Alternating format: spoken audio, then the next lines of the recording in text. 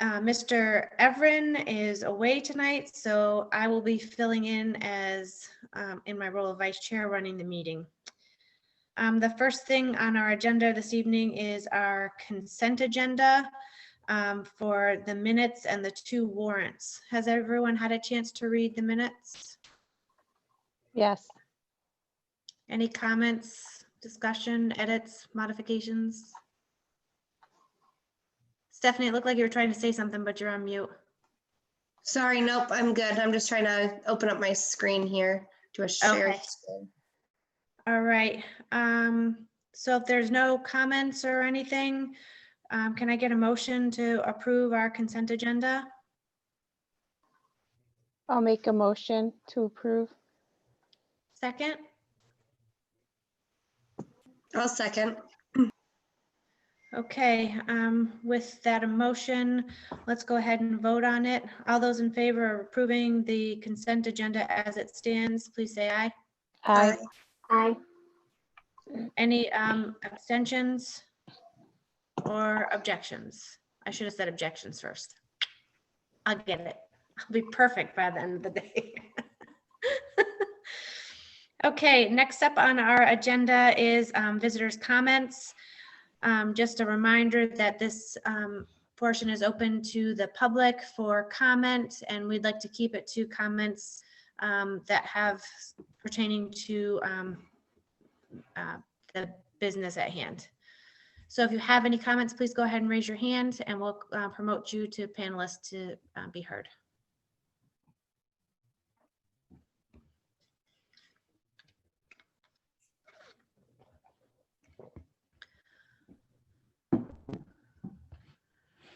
All right, I'll give it another minute.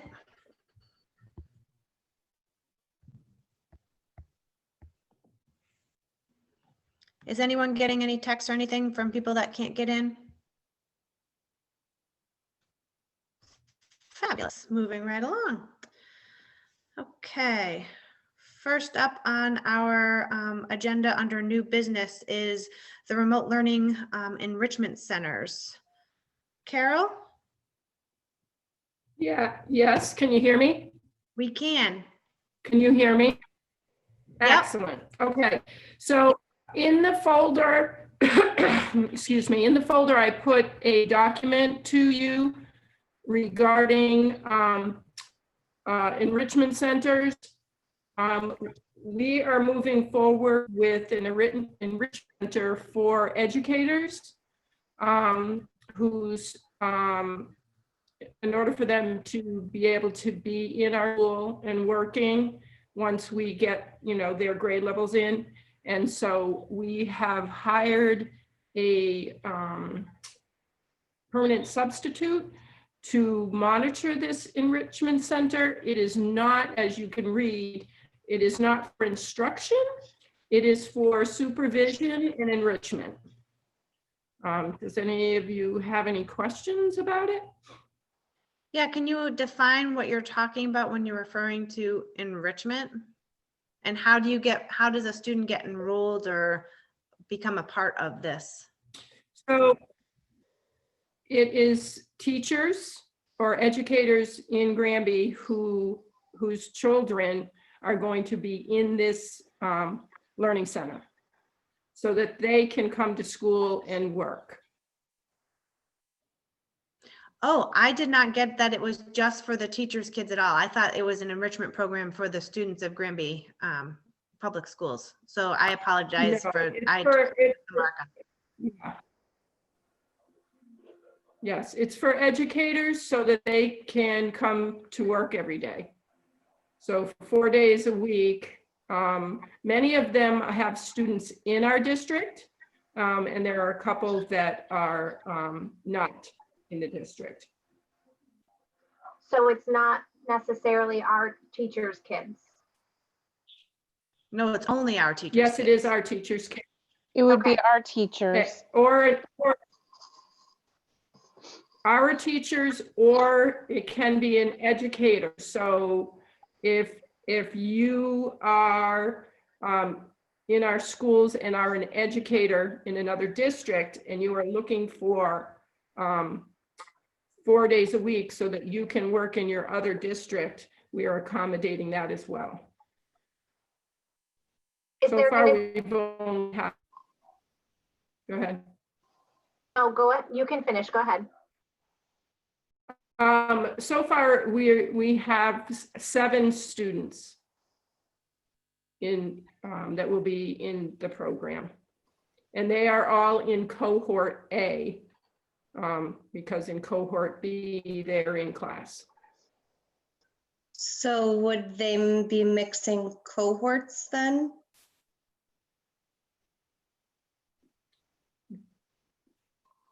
They're all in cohort B, and then they're all together in cohort A. Yeah, but they're in the building when cohort A is happening, so therefore it's a mix, right? But my understanding, how I read it, is they're going to be in a learning center, not in the classrooms. That's how I understand it.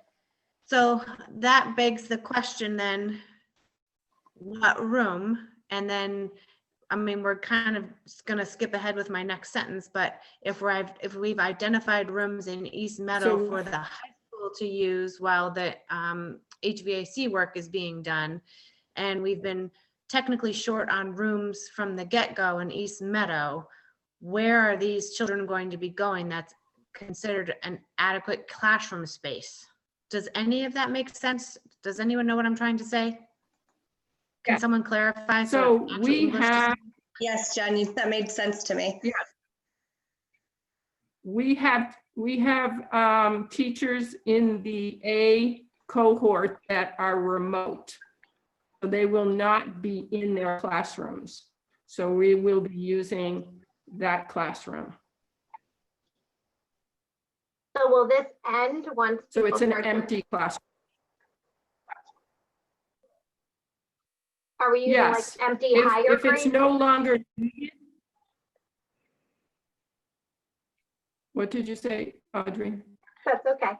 So as we're phasing in, because I'm assuming we're mixing ages, while we're not mixing cohorts, we're mixing school, like age of grade of school, right? Is that the way I'm understanding it? So like you might have K 1, 2, 3, 4, 5, 6, all cohort A together, Yeah. Yes, and they're going 4 days a week. correct. Okay. And that's because everyone's home on Wednesday, Yes. but I'm missing something here. So in order for the teachers who do not want to teach remotely, they want to come into the building. They have children who are in our schools that are in, can't be home alone. So when they come in, both cohort A and cohort B, they bring their children in. When it's cohort A, they go into the learning center. On cohort B, they go with their grade level.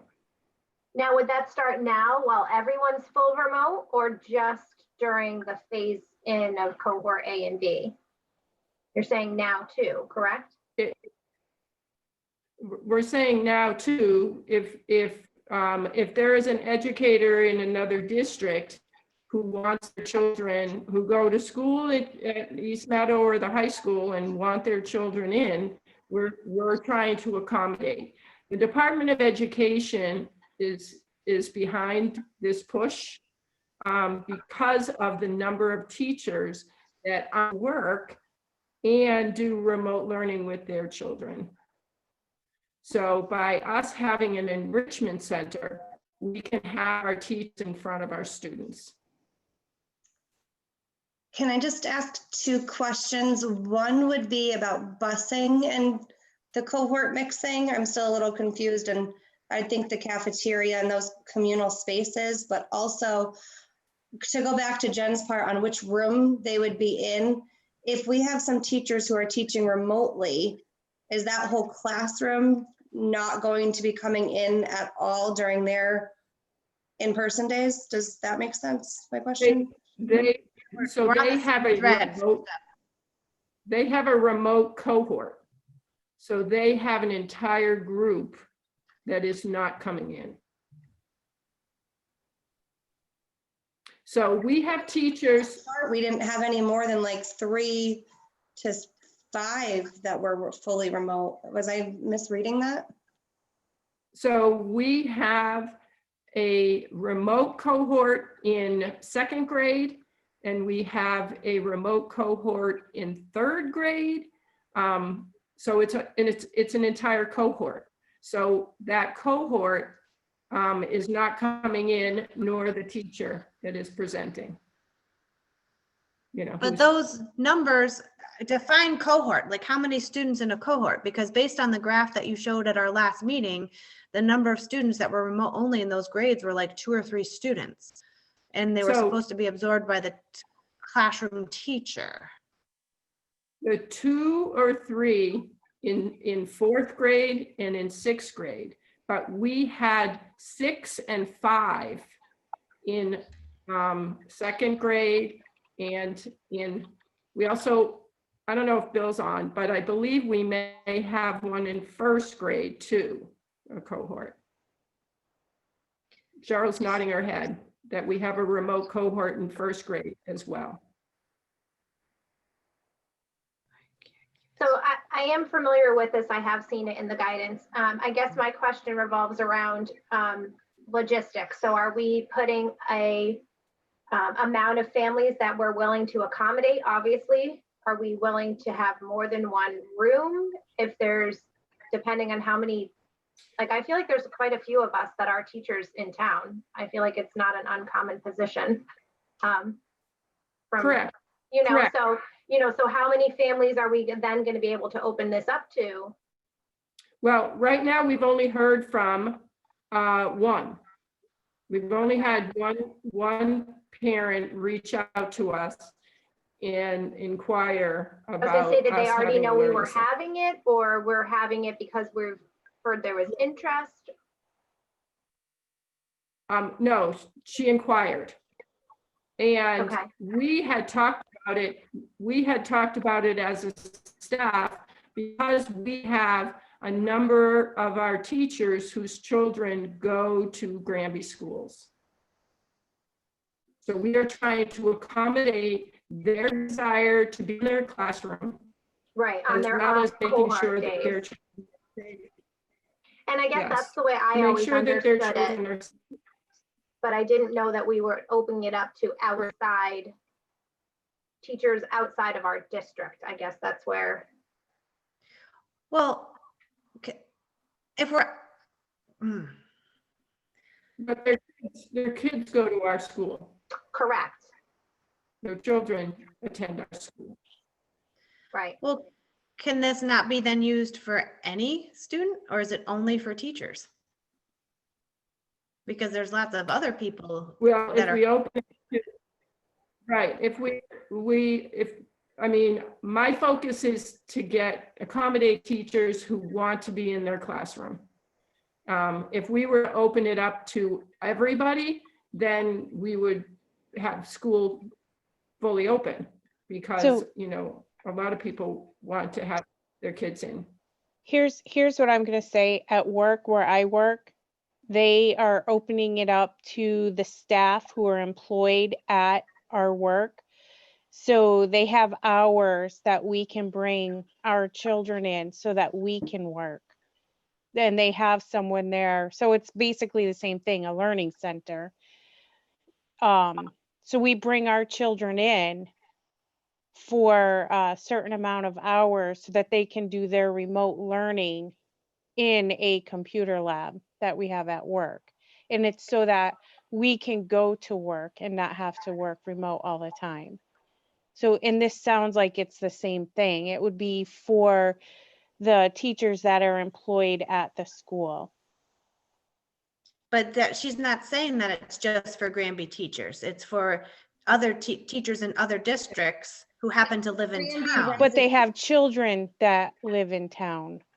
My So do a lot of understanding Go other. to our school. I feel like Go we're ahead. blurring the line because it shouldn't be, I mean, if they're not Granby teachers that it's going for, then it becomes fuzzy that we're doing it for teachers in, say, South Hadley or Belchertown or Palmer, and we're gonna let those kids come to school, but we're not gonna let someone that works in an office building somewhere else, let those kids come to school. So I feel like I'm getting myself confused, I guess, because I don't understand why it's only open to teachers. If we're doing something like this and we have the capacity to be able to do something, then it's open to, I'm missing the mark somewhere, and I just need someone to open, explain it to me yeah. better. Okay, so the Commissioner of Education put out a request to all districts to open these enrichment centers to support educators to get teachers back in classrooms. It was total focus on educators so that there weren't kids home because all we had were remote teachers. So he put this out for every community, and communities are opening these up in their districts to help our own teachers and teachers that teach in other districts. As long as their kids go to our school. I don't know of any kids from Palmer coming to our school. I think the way that we have to kind of look at it from this standpoint is that everybody wants their kids back in school. And the first step is you have to get the teachers in the door, right? So you can't get your kids back to school if the teachers can't come in, you know, from that regard. But she keeps saying that the teachers are teaching remotely. Well, no, they want to come in. They want to be able to come in. So for example, if someone taught in Ludlow and they need to go in or want to try to go in, but their kids are Granby school kids, that they would be able to, because otherwise, Jen, perfect example, I am working remote right now because I don't have care for my kids. I could be going into my group when the transition comes, but I had to select to be full remote because I don't have care for my kids. Which is why you see my classroom in my room here behind me, because that's the room that I'm in my house that I made a classroom. And I would have gone in, but I don't have care for my kids until whenever they transition. So that was a choice that I had to make. I had to decide whether I was going to take a leave of absence or I was going to hope that there was a remote availability. And I was fortunate enough that in my case, everybody in my building was willing and able to come in and don't have small kids. But that just happened to be the case in my building. Yeah, but they're, okay. Because I don't have a grandparent that could watch my kids. I didn't have a center that I was going to be able to go to. I see what you're saying with the lines being blurred, but if we don't get teachers back, then our kids cannot go back either. Do you know what I mean? I think the blurred part, maybe for Jen, and I don't want to speak out of context, is anyone who's essential, who's working right now is feeling the Sure. same. Exactly. I agree. Yes. Right, Jen, that kind of where that was. I absolutely agree with you. Yeah, and it was the way, and it's being explained right now is that it's, you know, so it's only open to educators. That's fine, but I would like to get back to something that Carol, that you said sooner about the cohort. So looking on the learning plan chosen by grade that we looked at the last meeting, in second grade, there's only seven that are choosing remote for the year. So are we saying that those 7 kids are an entire cohort amongst themselves? Because the class size is like 66. Well, that can't be, because so there must be A, B, and C? no. There's got to be more than 7 So kids in a cohort in second grade. The other cohorts are all 12. So there's, in order to balance it out. So Cheryl, you're in grade 3.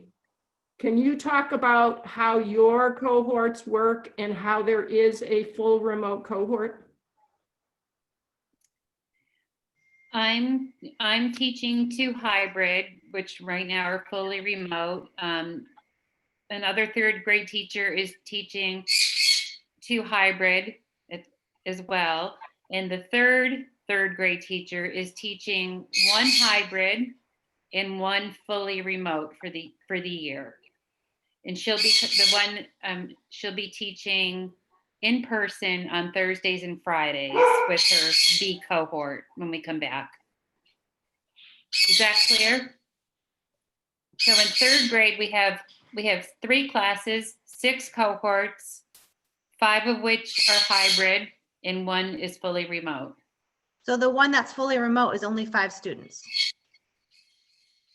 She's still teaching twice the same amount of kids, but she's only coming in 2 days instead of coming in 4 days, correct?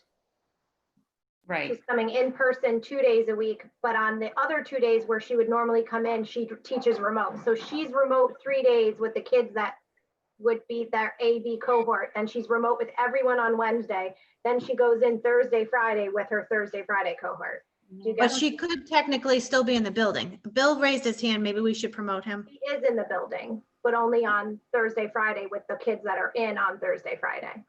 But you my don't hope have is to be there's- out of the building to teach remote. You could teach from your classroom.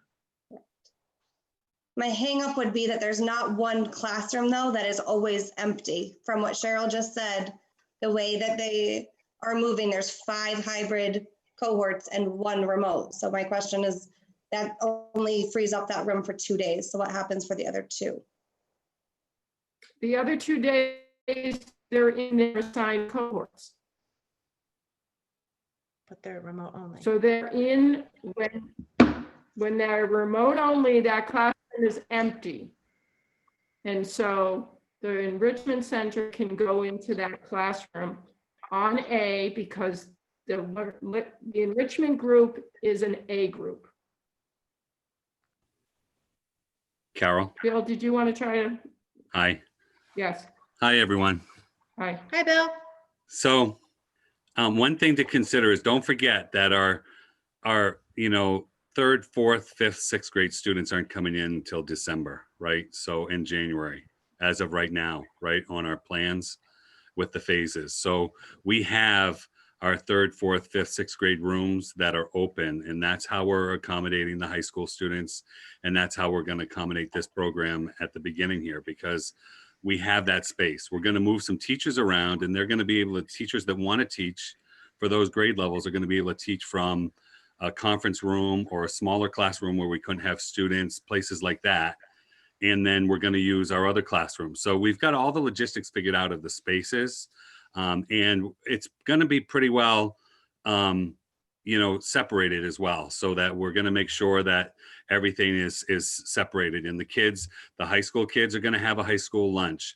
Our ABA students and high need students that start at the beginning are going to have their own lunch. These students that are in this pod will have their own lunch as well. And the way we can do that right now as well is we usually have 4 lunches, don't forget. And right now we're starting back. We were only going to plan on having 1 lunch, but with the high school over there, we're going to incorporate a second lunch time for those students. We have extra picnic tables outside. We've put everything into place to make this as safe as possible. We've got one way for the hallways. We've designated which bathrooms the high school kids are going to use. We've tried to put everything in place, and we've worked with our staff to explain it all. And we've really worked out all the details, and it should, until we get our other students in, we should be okay as far as space goes. And we're hoping that by ordering the filters and by ordering the stuff that we need to for the high school, we'll get that cohort over to the high school by the time we need those rooms back.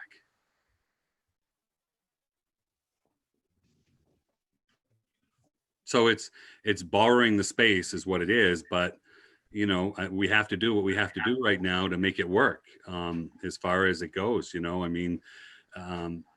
not a perfect world, and but Scott, Taylor and I have been working to make the spaces work and to come up with a plan. And we spent a good part of the afternoon yesterday with Allie and Steve, and making it work.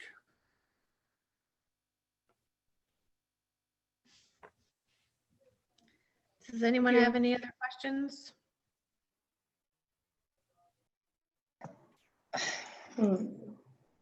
As as you were sharing all that, Bill, something that kind of popped up in my head, and I know you guys have a ton going on, but maybe sometime before we do that first transition, if we, on our next meeting or something, maybe it'd be nice to have a couple photos of kind of, especially with this year that, you know, parents aren't going to be allowed to come in to the building, just a couple of like showing, you know, the signs on the ground, the setups of, I know we saw the classrooms, but like the picnic tables outside, kind of giving like a little preview. My school did that. They have a Facebook page where they'll like throw a couple of photos up, even if it's something like that, not at the meeting or whatever, throw a couple up on the Granby Schools Facebook page or something. Mr. Taylor and I are working on a video. Okay. So it was like, as you were saying that was popping. Yeah, I don't want to spoil it, but we're working on a video. Sorry, I didn't realize. Yeah, no, it's out there now. So now we're gonna have to live up to the expectation, but all right, good. That's the plan, was to make everybody feel better, right? So that exactly. so that parents a little...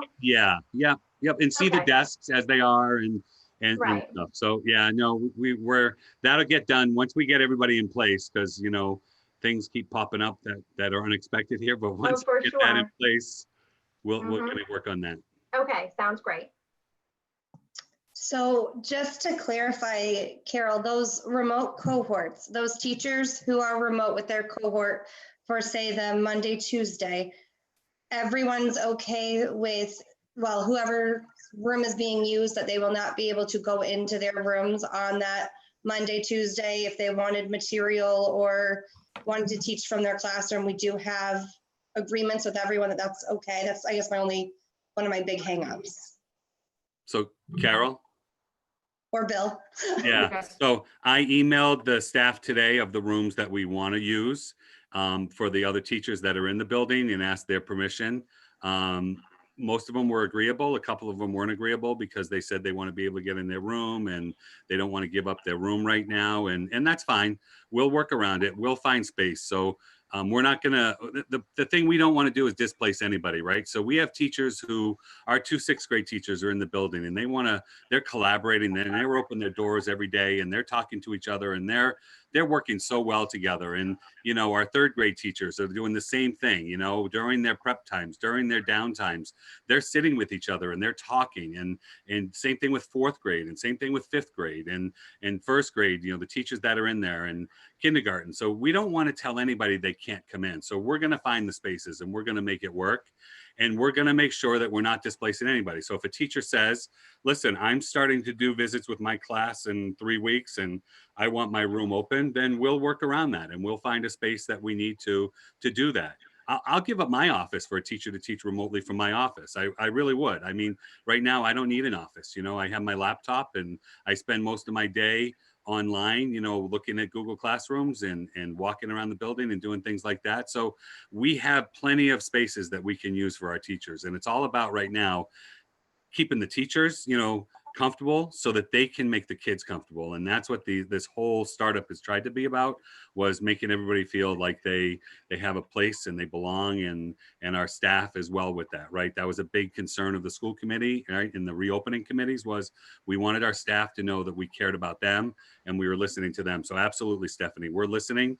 I emailed all the affected teachers today and I have their responses, and we're not gonna steamroll over anybody. So do we need a vote on this, or is this just informational because it's already happening? I'm not clear. It doesn't say, and it's my first meeting I'm running, so not really. No, there's no vote needed. It's more notifying you that we were taking the guidance of the Department of Education and moving forward with this. Excellent. Can I just lastly then ask one other question that I know Audrey brought up earlier? If this is open to all, my interpretation is Granby residents who are teachers, support staff. I'm just thinking in my head already, I must know a dozen parents who qualify for that. How are we going to cap or maintain it? I know you said that you only reached out to one, but now that it's out there, if there is a significant interest, which I imagine there will be, how do we go about who's allowed in this enrichment center? Well, as I said, we've only had one teacher reach out so far.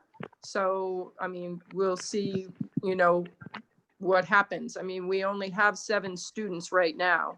So And you know, they're the not coming every day. They're not, you know, they're not going to be here every day. So, you know, we'll look at it and we'll do what we need to do. And if we have to have a waiting list, we can have a waiting list, right, Carol? That's, you know, Yeah. it's just getting started. So we can have a waiting list and we can work around that, especially because we know that the end goal here is to get the you know, Granby Junior Senior High School kids back into that building. And when that happens, we'll have a little bit more breathing room, pardon the expression, but in our building. I would wonder if we could add this to the agenda for next time, just for an update. So, or kind of keep it, I don't know, maybe even rolling just to see how it's going, what the enrollment is, what the interest is, and how it's going, and status on classrooms and space and size. Does anyone else think that's a good idea? Because I'd also would like Emery to be able to be a part of the conversation for the next time, just if there's something. Sure.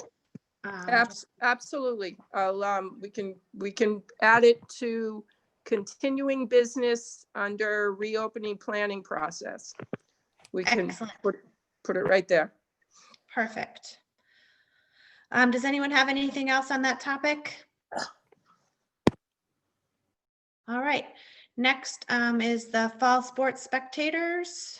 I don't know if that's Carol or if that's Allie. It would be Allie, and she would need to be Promoted. Yeah.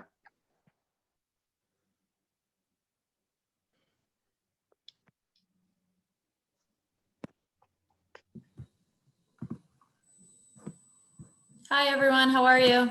Good. How are you? Good, thank you. So I wanted to share my screen with you, if that's okay. Alex, you can do that, right? 1 second. Oh, hold on. Let me make sure I got the right documents up. All right, you should be good to go, Allie, whenever you're ready. Okay. Jen, can you see my screen? I cannot yet. Can anyone else? I can see my screen. Hold on. All right. There it goes. It's getting ready to go. Okay, perfect. Okay. Can you see the fall athletics guide? Yep. All right, very good. So I sent this out. I didn't share it with you guys. I was actually working on it late last week. It did go out to all parents. It does have some spectator language in here that I wanted to bring to your attention. And I did talk to Emery. I believe it was just Emery. Maybe Jen, you might have been in on that email, or Carol. I did see it. Yeah. Okay, so we don't need a vote on this, but I just wanted to fill you in on where we're at. So this was just a welcome letter that went out to actually the entire school, because I wasn't 100% sure on registration. We still have some registration coming in right now. Our numbers are looking pretty solid for athletics, and it's such a good feeling. The kids are, like, the smiles on their faces. It's incredible to see. It's really nice, and everyone's following, you know, their distancing guidelines, the masks, and yeah, they get a little clammy and things like that, but we're just gonna have to work through it. So important language under spectators here is that we will not be allowing away parents to travel to our school. And after I did have a meeting today with our ADs and our grouping, and they all actually with similar language. Belchertown isn't allowing spectators at all. So we are allowing spectators at the school for our students. I did order signage from Gigi's. I picked that up yesterday, actually. Those will be going up tomorrow. It was too windy to put them up today. So one of them is a CDC poster with the girl with the face mask that just says face mask required. And the other one is outlining guidelines that says that it's required for parents and children to wear a mask, to stay off the fields, no sitting near the players, things like that. And these guidelines right here, I'm just asking parents to bring their own chairs as they normally would, because bleachers are not going to be available, and to avoid gatherings after the games. It's easy to do, but without away parents and with our parents, I think, you know, I'll be able to get that message across. And again, this did go out to all families. On the other side of the sign asks for the parents to distance themselves from one another. So my expectation that has already been communicated to the families, tweeted, posted, live feed, everywhere, emailed, is asking for families to respect these guidelines. I also ask families to bring their children to practices, but in a drop-off format, so they're not getting out of their vehicles. And I asked the coaches to support that. I was actually out there today walking around a little bit, and everybody seemed to be doing what they needed to do. So the language here is pretty short and sweet, easy to follow. It's not unrealistic. I think it's fair, and I think it's a good starting point. Obviously, I'm open to discussion about it but again, this has already gone out to parents. And I did want to let you know that I was on an AD call today with our bubble, per se. Those are their words, not mine. The bubble. And our bubble grew a little bit. Palmer and Pathfinder was voted in by their school committee. If you didn't know that, Palmer had originally voted sports down. They re-voted last Thursday, and voted Palmer and Pathfinder to have fall sports. And Munson was also granted permission from the MIAA to participate, as long as they were to maintain a good status on the metric. So Munson, Pathfinder, Palmer, and Ware is in our bubble. Our bubble did grow. I wanted you to hear that from me in full transparency, because that was not what I explained to you from our last meeting. I told you that it was Amherst, Belchertown, South Hadley, and us. And I want you to know that they did add those in. Those 4 schools, we would be playing one time in a crossover. So what that means is we would play our smaller bubble of the Belchertown, Amherst, South Hadley 2 times, and we would play our crossover of Pathfinder, Ware, Palmer, who's the other one? Pathfinder, and Munson once. So the schedule is still in the works. I've been having daily conversations with our coaches, but I wanted you to know that. I have put a map together to, try to include a little bit more of some safety protocols in regards to, where buses are coming in. And again, this was sent out, and we'll be sending it to the bus company. So I just wanted to share that with you, that did get sent out. I'm going to take the screen down and show you another screen. Can I just ask a quick question, Ellie? Sure. When you were scrolling, I saw that there was guidance for cross country. Is that back in the works? No, I just put that in there for fun, because those were our sport offerings. Okay. And should we choose to pursue fall 2, I want it to be out there right away, because there is some discussion about it. And again, same thing with volleyball. So they started today with Coach Zach outside as requested from the Board of Health. And it was a little bit hard for Zach. He was definitely struggling trying to set up the indoor equipment outside, but the girls were really happy to get out there. So that was really nice. But I did speak with Zach today, and we are going to continue to have practices only and pursue fall 2 for volleyball. And I believe I did email you, Jen. I did reach out to Lucani, and he did confirm we would not lose varsity status.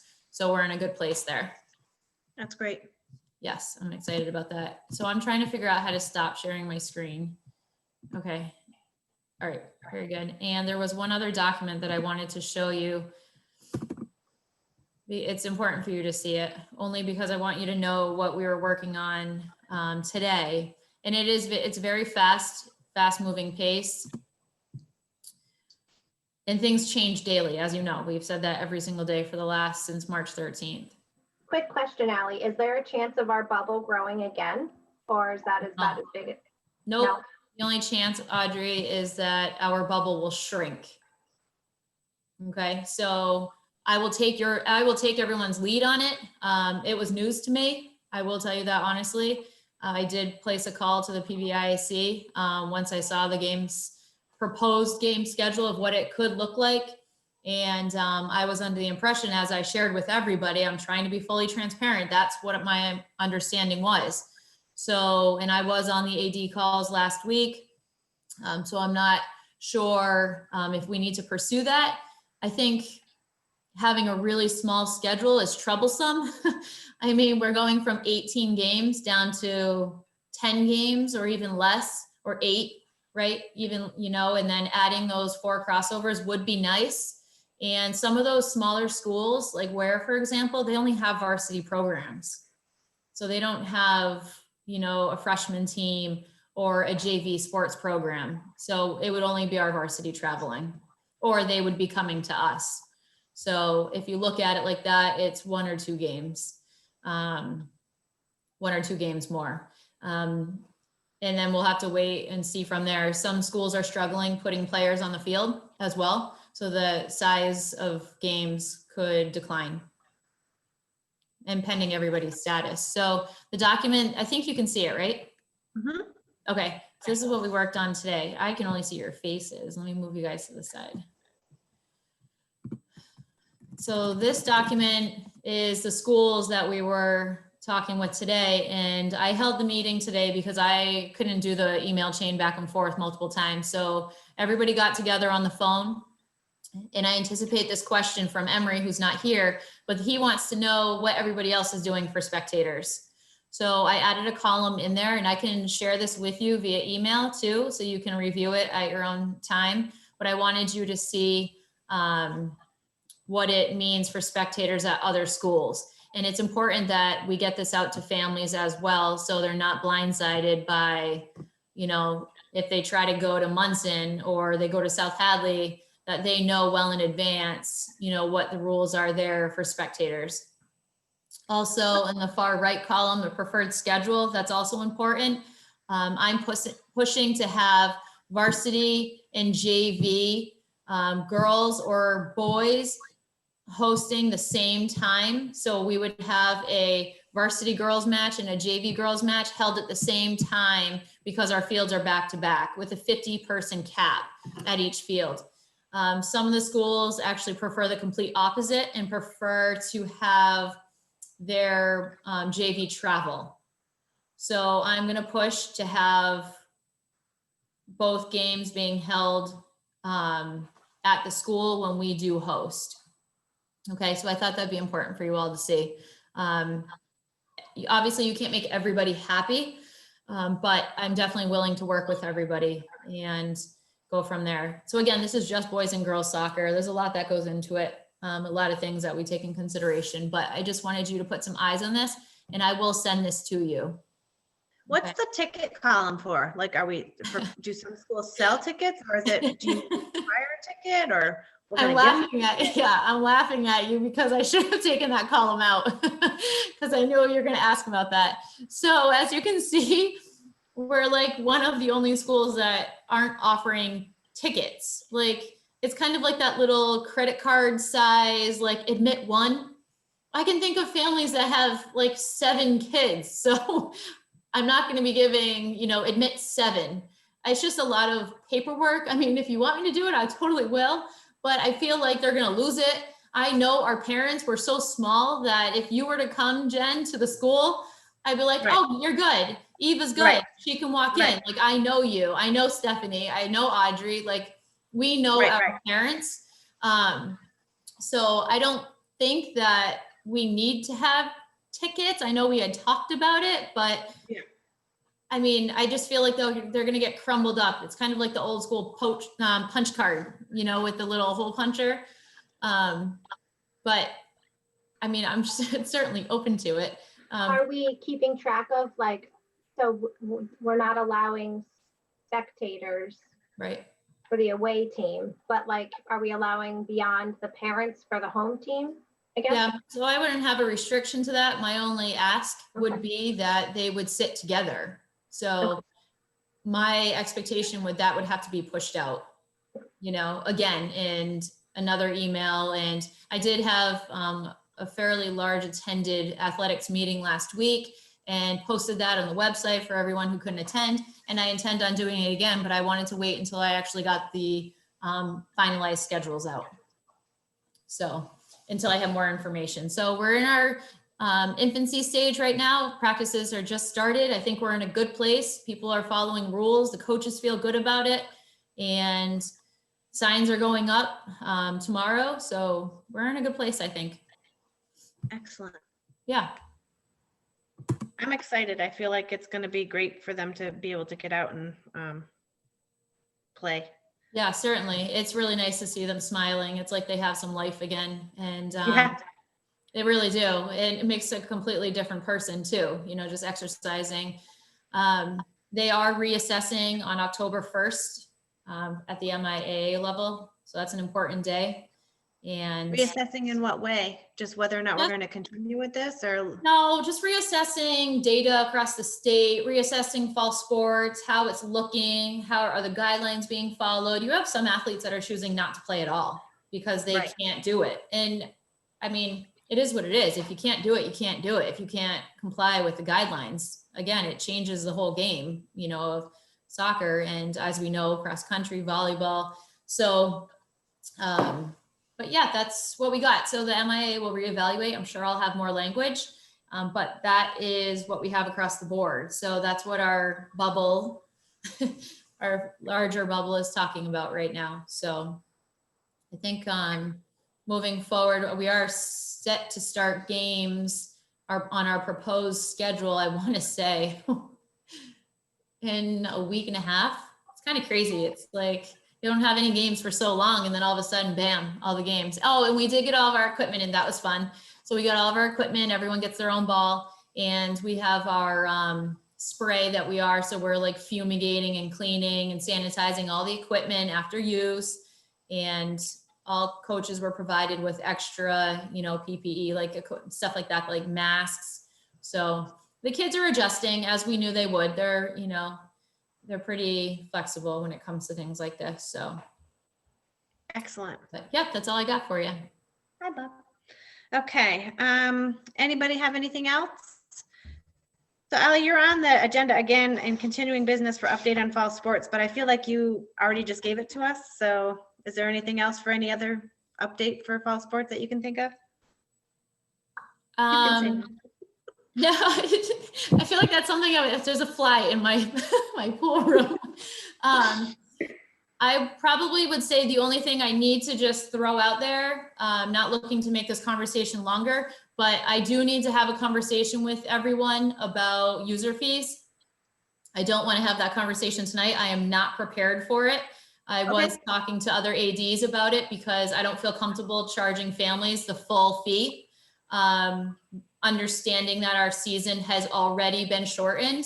So with that in mind, I would like to put something together to bring to the school committee for vote for the next meeting. Excellent. And you're on the, to keep coming every time. So we'll just keep that update on fall sports there for next time. So well, that's good to know. Thank you, Jackie. just that way we're always in the know. But we'll make sure that that stays on there for next time so that we can put it on there. Yeah, so it's at a hold right now. If you were curious about sport fees, it's on a hold. So I changed Family ID to not collect any fees until we were to present that to the school committee. So if we could put a vote attached to that for the, 2 weeks from now, that'd be fantastic. Right. And also, I remember we had talked about that. We did the holds. I can't remember if we talked about it or if I read it because we weren't sure if it was actually going to go through. So we didn't want to have to collect and refund and everything. So yeah, that was the nightmare of the spring. We refunded families. But yeah. I learned my lesson. So we're going to hold those payments and then see what I can put together. But I will base it on what other schools are doing. A couple of schools today said they weren't, but I disagreed with them. So I will put it together and we'll propose it next week. Excellent. And Jen, if you don't mind, I do want to point out that we're getting new equipment to hopefully live stream some of these games. So hopefully it'll be coming in tomorrow.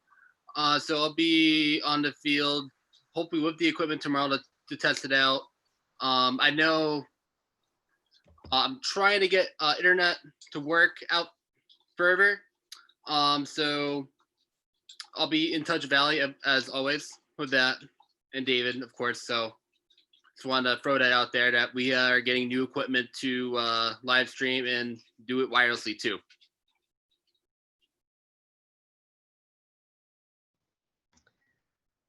Okay. The next thing is under continuing business. We kind of just started on part of that, but we're going to backtrack now and do item A, which is the reopening planning process and a safety committee update. Carol or Bill or whoever? So school started on Wednesday, and I'm going to be sharing. I shared one. Well, I tried to share two, but it was one of them was a video of Tom Walls introducing himself to the sixth graders and doing his entire lesson through video. So I wanted people to get a chance to see some of the amazing work the teachers are doing remotely. So I will be posting on the website, some highlights of the work. We had some glitches with technology, but worked through them, and things were, up and running. And the teachers and students were feeling good about it. If they had a concern, it was addressed immediately, and it was addressed immediately, and they were able to get online. So was that your safety committee update, or was that your superintendent's report? That was my reopening planning process. Oh, okay. Just, that it's, So did the safety committee not meet, or do we not have any updates? Yeah. Nope, we have a safety committee update. We finally received the engineering report from Davie Engineering. They were focused on Granby Junior Senior High School. The Board of Health. Share that? Was that sent out to everybody? I can't remember if I see it just from school committee or if it was sent out to everybody, and should we share it? Question. It wasn't sent out to everyone. It was shared. It is public record now because the Board of Health discussed it. So it is, we certainly could, post it on. So they had temporary solutions and long-term solutions in their report. The Board of Health, we're working with Dick Bombardier. Dick really wanted an opportunity to speak with the engineers. So fortunately, we were able to set up a meeting on Monday. And we set up a meeting on Monday with the engineers, and the engineers, and Stephen was on the call, Adam was on the call, and John Sullivan. And we were able to work through all of the recommendations that Davie had recommended to get the building open. So we have started the process. We purchased on Monday, the first allotment of HEPA filters that will be installed in classrooms. So I'm not sure if what I'm going to say is going to be right, wrong, or indifferent, but I'm just going to ask. We got an email as the school committee from Jay Joyce, and so he had two questions to us. So I don't know if I can read them into record or if we have to do that for the next time, but I feel like it's pertinent to what we're discussing. So I'm going to go with it. Okay. So he wants to know if he says, I just heard the junior senior high school is purchasing HVAC equipment, and he wants to know if they comply with the green community requirements, and are we getting energy incentives for the equipment? So I don't know if that's something, Adam, if you want me to forward you the email, or if you had seen it, or how to go about it, but I felt like since we were talking about it, I just would read it into record, and I apologize if I did something wrong on that. Stephen actually did that to us. I did see it. I can certainly look into that. Get back to either Stephen or on that. I don't believe we are going to receive any energy credits. I don't know why we would receive any energy credits, but I can certainly look into that. And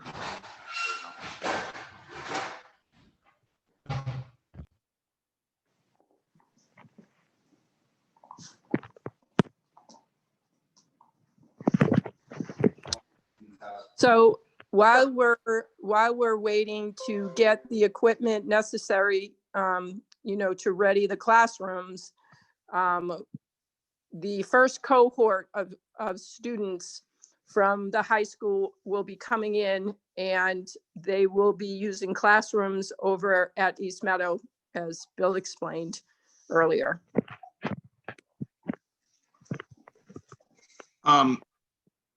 Jumping, I got a text from John Sullivan, and I asked if he is on.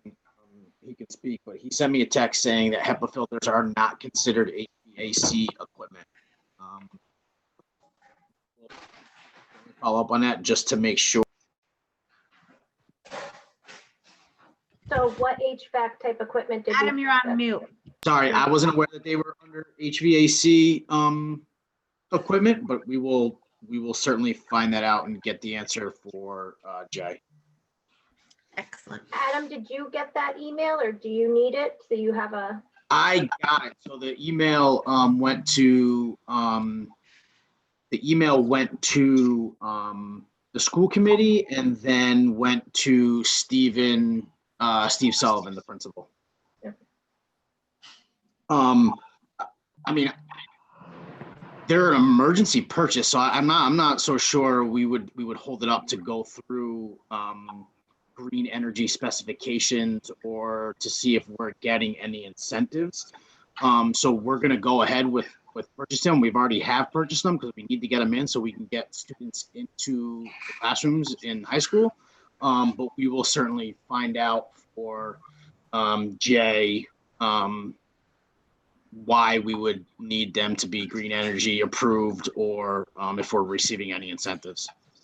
These are also COVID related. The reason why we needed to purchase them was because there is no ventilation in the classrooms. So this is a way for us to get the ventilation in the classrooms that isn't currently there. Okay. Anything else on that? I guess just a quick question. Are these filters, will this also work for the cafeteria? I know that we were talking about classrooms, so I was just curious about the cafeteria. Kitchen specifically. So the cafeteria is a bigger problem. And so we're going to be getting additional recommendations on that. I believe if you had a chance to read the report, you see that there was at one point a makeup air vent in the kitchen that fell into disrepair. And when the roof project was done, the makeup air vent was not put back in. So we're waiting for more guidance from Davey Engineering on how we can address this. And I do have a question about the phasing in with the high school over at East Meadow, because the phasing outlines for the high school are a little bit different than what we have going on, I think, at East Meadow and timing wise. I know everyone starts next week on the week of the 28th, but about how many classrooms will be from the high school going over to East Meadow? There will be four classrooms to start. Anyone have any other questions? Okay, moving on to standing reports. Carol, your superintendent's report, do you have one? I have Stacy, who needs to be promoted to panelist so that she can present her data dashboard.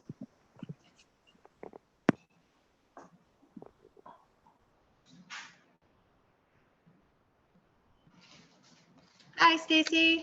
Hi, everybody. So I am going to present my screen. The dashboard has been uploaded to your school committee folder, but I'm just going to present because I think it might be easier to go through. So, Alex, am I able to do that? Yes, you should be. Okay, perfect. Where did you put it in our folder? Jackie put it. I'm not sure where she put it. It's What's it called? Is it it the monthly was- enrollment, Yes. monthly Or enrollment by grade? nope. It was It's under enrollment 9/22/20. Oh, I Right. went out and came back in there. Sorry, I couldn't see it. no, that's okay. So let me. All right. Oop. Are you able to see my screen? Yes. Perfect. So the first slide that I'd like to go over is the monthly enrollment by grade level. At the end of June, we were at a total enrollment of 762 students. As of right now, sorry about that, we are at 720 total enrolled students. So we've definitely had a decrease of 42 students, which I don't think comes as much of a surprise with the current situation. I think a lot of the schools in the surrounding area are looking at the same thing. So does that decrease also count the 56 or 54 seniors that graduated? So yes, but everything would have shifted down. So I'm going to go to the next slide just so you can kind of tie that in. Sure. So this is the grade level enrollment change from last year to current. As you can see, preschool last year was 39. They were promoted to kindergarten with 47, so they had an increase of 8. And as we keep going down, last year's kindergarten was 57 at the end of June. Starting this year in first grade, there was 53. So this kind of gives you an outline of what we're looking at, of what grade levels decreased and what grade levels increased. Do we have a reasoning of why of the increase or the reasoning of decrease, I guess? We must know where Yes. they went, Yes, which is leading me right to my next slide, Audrey. So thank you for that. So the next slide is going to be the total reason for withdrawals by grade. As you can see, we have had an increase in homeschooling. We've jumped to 17 students who have chosen to homeschool this year. We've had 5 students in total that have choiced out. There have been 20 students that have moved or relocated to another town. 11 have chose to go to private schools. 1 student was a school choice in student who's decided to return to their home district. 3 students were unknown. We didn't have a reason for where they were going or why they were leaving. And 8 students have gone to vocational.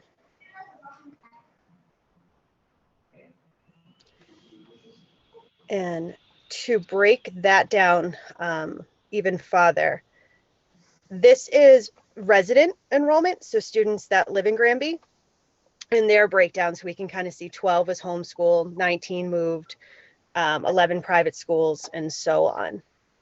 The next slide, and you can see that our residents went to Belchertown, Holland, and South Hadley for their choice out. The next slide is our non-residents, so our school choice in students who have withdrawn.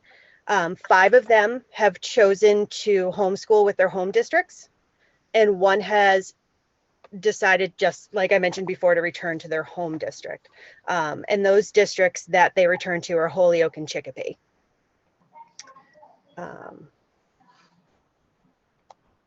And this is just what our enrollment looks like at East Meadow versus last year. So the total enrollment at East Meadow in 2019-2020 was 419. This year is 386. In total, there was 35 student entries in 2019-2020. As of right now, we have 25 student entries. We had 17 withdrawals in 1920, and we're at 42 withdrawals. The next slide will be the junior senior high school. Again, total enrollment 1920, 343. We're looking at right now at 328, with 27 entries for 1920, 13 this year, 26 withdrawals for 1920, and 23 so far for this year. All right, so I'm going to ask my Emory question. Sure. I just want him to be proud. Now, are these the numbers that are going to be reported, or these are as of a certain date? These are as of. These are going to be reported. This is what is official right now in our student information system.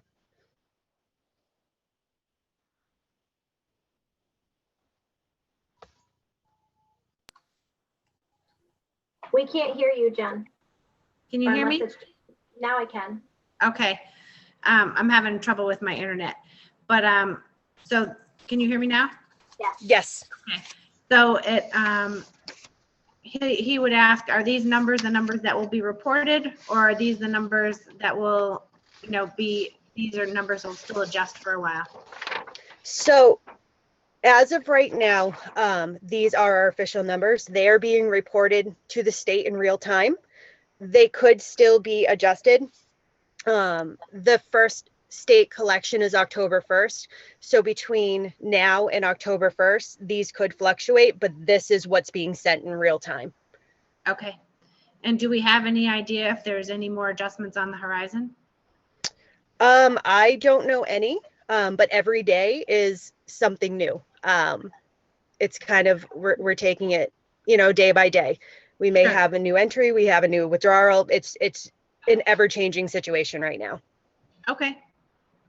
And the final slide is just a district view of a comparison. And that is all I have. Silly question, Stacy. Are the entries families that have moved into Granby? Yes. We had a few school choice students that we accepted earlier this year to come in. I can tell you exactly how many. Let me just jump out of the screen. All right. We had, so all of the entries were residents at East Meadow except for 2. We accepted a kindergarten school choice and a first grade school choice. And for the high school, we accepted 2 students that live in Belchertown, but were attending the TECA Connections Academy, which is the online school. But other than that, it was all residents. Okay.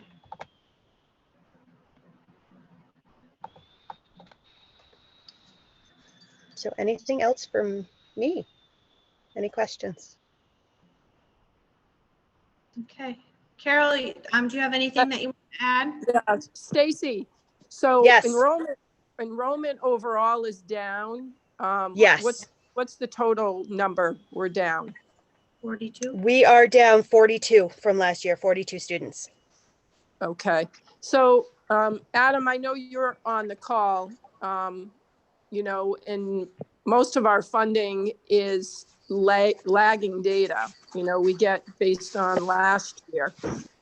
Can you just provide an overview of the impact the loss of 42 students would have on us? Yeah, so again, the data, we wouldn't take the data as of today. Obviously, there's a few different, there's a couple different times we submit SIMS data to the state, and then they take that into consideration. This would have a pretty big impact on our Chapter 70. However, there is the hold harmless rule that a district can't get less funding than they have in the previous year. So yeah, these numbers, they are alarming. And based on these numbers right now, I think Stacy said 64, 65, based on the sheet that I have in front of us.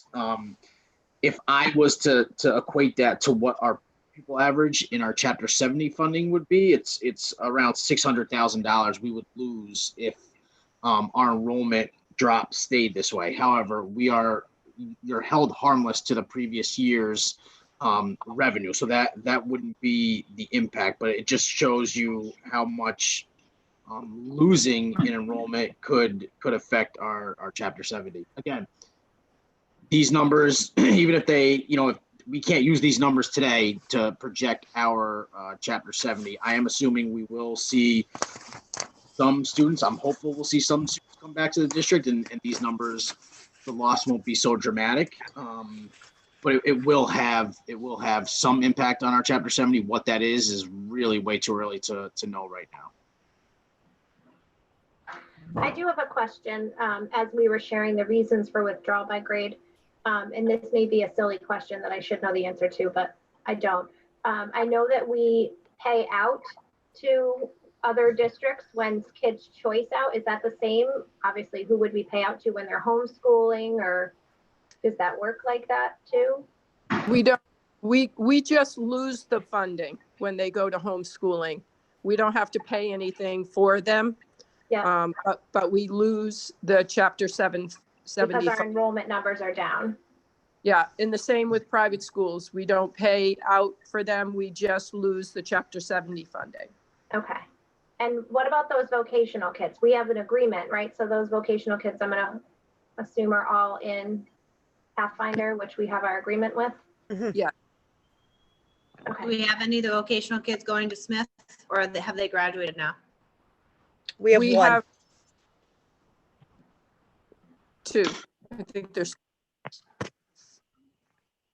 So technically, on the kids that go to Smith Voc, we lose their Chapter 70 funding, and then we also pay their tuition to go. We don't pay for it. It comes from the town pays, which then our budget is reduced. They charge that back to us in kind.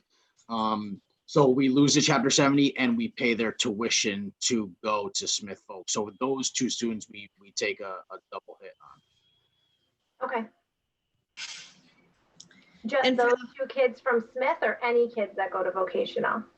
Just the kids that go to Smith. Because we don't have the compact with Smith. Okay. Correct. And we don't offer the program. Correct. Right. Yes, I know. And then for the homeschool kids, if they come back by a certain time, as long as they meet that deadline or whatever, would we then get that funding back, or is it a loss for the entire year? Depends on when the timing of when they would return to school. If they came back in time for them to count into next year's Chapter 70 count, then obviously we'd get it. If not, we'd have to wait an entire year to see that revenue. And out of curiosity, Adam, when is that date? Do you know?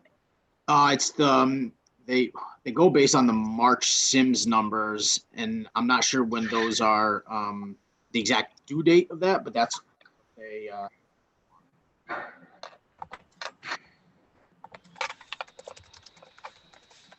Okay, anything else for that?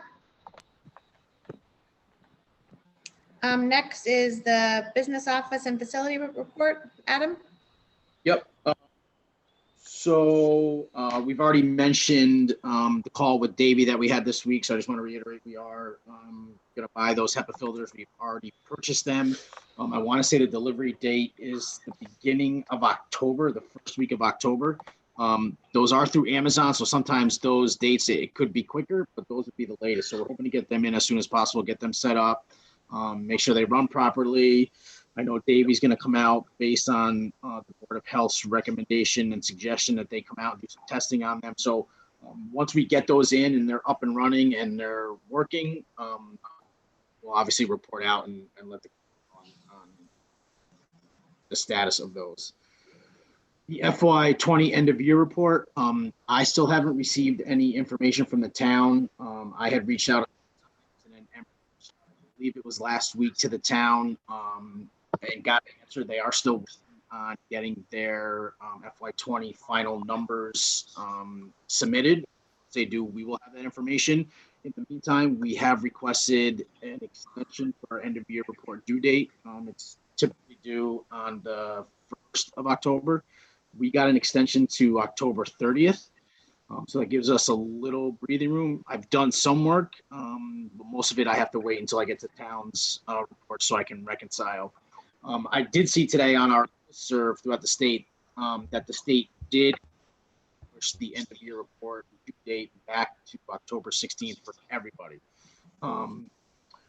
There was a lot of talk on the listserv that there are a lot of districts that are not prepared either because they're down staffing or they're not in the office, but they aren't prepared to have the report finalized by October 1st. So I'm assuming the state saw that in consideration. They pushed it back a couple weeks. However, we have until the end of October. So I'm hoping once we get that info from the town that I need, I can get the report as soon as possible. We did get some grants awarded. Got the ESSER grant, which was funding from the first package. Portion was $1,000. That was approved. We did get awarded that grant. We're still waiting, and I was on a call today with the state. They're still going through applications. We're still waiting for COVID relief funding, which for us was about $155,000. They're still going through a bunch of those applications, and they're hoping or within the beginning of next week should hear about that. IDEA in our early childhood, those are entitlement grants. We get those every year. Those have been approved. Our Title 2A and Title 4 grant, which is another entitlement grant. There were some questions I needed to answer for the state. I then asked them a specific question about the patients. Adam, You're starting to cut in and out. Sorry, Yeah. Jen, is that what you were gonna say? Yeah, We're well, starting that to was- hear. Because I haven't touched anything, so interested. As far as FY21, again, I'll start the next meeting in October. I'll start providing financial updates for FY21 for the committee, and we'll talk about that at subcommittee next week with Jen and Emery, how we want those to look. That's about it for me. What about for the food service? I forget, it's not Lessings. Is it Lessings? No.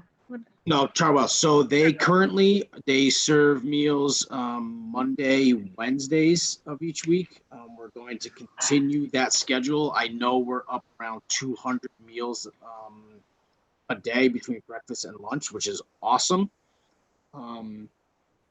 So they're doing Monday, Wednesdays. It's going really good, and we'll continue that as long as we need to. We're doing it Monday, Wednesdays, and the pickup is on the side of East Meadow, and Ken and his staff are doing a great job of getting those meals out. Excellent. Any other questions for Adam? Anything else? Next is Jen, the collaborative. I have a meeting with them next Wednesday evening. Okay. Well, apparently we've gone through this in record time. So I guess I read the part now to vote into executive session. We'll now enter into executive session. Hello? Jen, I just want you to make sure you make an announcement that next week we will start talking about the superintendent search. Oh, excellent. Okay. So we'll have that on the agenda for our next meeting. Yes. Okay. That's great news. All right, so now we'll vote to enter into executive session under Massachusetts General Law, Chapter 30A, Section 21, Part 3, to discuss strategy with regard to collective bargaining, as doing so in an open session may have a detrimental effect on the bargaining position of the committee. The committee will not be returning to open session. Could we get a roll call, please? Sure. Ms. Shudak, Yes.